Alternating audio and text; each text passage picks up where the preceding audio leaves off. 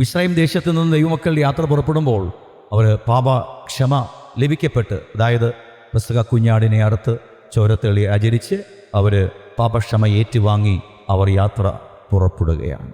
സ്തോത്രം. ആ യാത്ര പുറപ്പെടുമ്പോൾ അവർക്കറിയില്ല ഈ യാത്രയിൽ പിതാവായി ദൈവം ഈ തലമുറയിലൂടെ വരാൻ പോകുന്ന ജനത്തിന് എന്താ വെളിപ്പെടുത്തിക്കെടുക്കാൻ പോകുന്നതെന്ന് ഇവരറിയുന്നില്ല. 400 വർഷത്തോളം ഈ തലമുറ എല്ലാം അടിമനുഖത്തിലായിരുന്നു. ഊഴിയ വേലക്കാർ നിമിത്തം വളരെ കഷ്ടതകൾ അനുഭവിച്ച തലമുറകളാണ് ഇവർ. ഇപ്പോൾ ഇവർക്കൊരു സ്വാതന്ത്ര്യം. മോശ പറയുന്നു, എൻ്റെ ജനത്തെ മരുഭൂമിയിൽ ആരാധിപ്പാനായിട്ട് വിട്ടയക്കുക എന്ന് പറയുമ്പോൾ ദൈവജനം ഒന്നും അറിയുന്നില്ല. കാണിപ്പാനിരിക്കുന്ന ദേശത്തേക്ക് പോകുകയാണ്. ഇവർക്കത് കാര്യമൊന്നും അറിയത്തില്ല. ഈ വഴിയാത്രയിൽ ഇവർക്ക് എതിർപ്പെട്ട് വരാൻ പോകുന്ന പ്രതിബന്ധങ്ങളെക്കുറിച്ച് മുന്നറിവില്ല.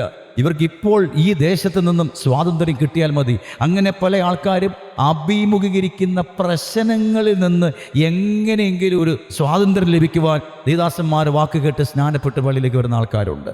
അവരുടെ വിഷയം എന്താണ്? ഇപ്പോൾ അവർ കടന്നു പോകുന്ന പ്രശ്നങ്ങൾ പലവിധമാണ്. മന്ത്രവാദം ചെയ്തു നോക്കി, ആഭിചാര കർമ്മങ്ങൾ ചെയ്തു നോക്കി, പോലീസുകാരെ ആശ്രയിച്ച് നോക്കി, രാഷ്ട്രീയക്കാരെ ആശ്രയിച്ച് നോക്കി, ബന്ധുക്കളും മിത്രങ്ങളെയും അയൽവാസികളെയും എല്ലാം ആശ്രയിച്ച് നോക്കി, സന്നദ്ധ സംഘടനകളെ ആശ്രയിച്ച് നോക്കി. ഇനി ഒരു വഴിയുമില്ല, ഇനി മരണമല്ലാതെ മറ്റൊന്നുമില്ല എന്നിരിക്കുന്ന അവസ്ഥയിൽ സുവിശേഷം കേൾക്കുമ്പോൾ, ഓ യേശു സകലത്തിലും പരിഹാരകനാണെന്ന വാക്ക് കേൾക്കുമ്പോൾ എന്നാൽ പിന്നെ ഇതും കൂടെ ഒന്ന് ട്രൈ ചെയ്യാമെന്ന് കരുതി പല ആൾക്കാരും അഭിമുഖീകരിക്കുന്ന പ്രതിബന്ധങ്ങളുടെ ഒരു പ്രതിശാന്തിക്ക് വേണ്ടിയിട്ടാണ് ചില ആൾക്കാരൊക്കെ വിശ്വാസ സ്നാനം സ്വീകരിച്ച് അവർ ദൈവസഭയിലേക്ക് കടന്നു വരുവാനിടയാകുന്നത്.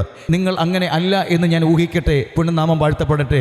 ഇപ്പോൾ ഈ ജനം 400 വർഷത്തോളം അടിമനുഖത്തിൽ പീഡ അനുഭവിക്കുന്ന ഈ ജനത്തിന് ഇപ്പോൾ ആവശ്യം ഒരു സ്വാതന്ത്ര്യമാണ്.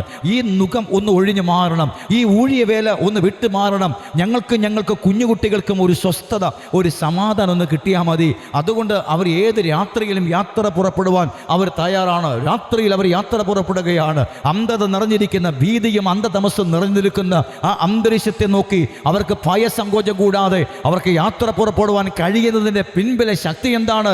ശക്തിയൊന്നുമല്ല, ഇത്രയും വർഷം പിൻപിൽ അവർ അനുഭവിച്ച അത്രയധികം കഠിനമായ ശോധനയാണ് അവരെ ഈ കഠിനമായ ഇരുട്ട് നിറഞ്ഞ ഈ വഴി യാത്രയിലേക്ക് പോകുവാൻ അവരെ നിർബന്ധിക്കുവാനായിട്ടിടയായത്.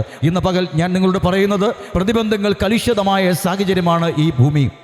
മനുഷ്യൻ്റെ ജ്ഞാനത്തിനോ കഴിവിനോ എത്തപ്പെടുവാനോ പൂർത്തീകരിപ്പാനോ കഴിയാത്ത കലുഷിതമായ സാഹചര്യമാണ് ഓരോ ദൈവ പൈതലിനും ഈ ഭൂമിയിലുള്ളത്. അപ്പോൾ തന്നെ ഓർത്തുകൊള്ളണം, പണ്ട് നമുക്കുണ്ടായിരുന്ന പശ്ചാത്തലം വിട്ട് വാഗ്ദത്ത കനാൻ ദേശത്തേക്കുള്ള ഈ യാത്രയിൽ ഇപ്പോഴും ഇനിയും നാളെ നമ്മൾ ഏതെല്ലാം വഴിയിലൂടെ കടന്നു പോകണമെന്ന് നമുക്കാർക്കും അറിയില്ല. പക്ഷേ നമുക്ക് വചനത്തിലൂടെ സൂചന നൽകിയിരിക്കുന്നു.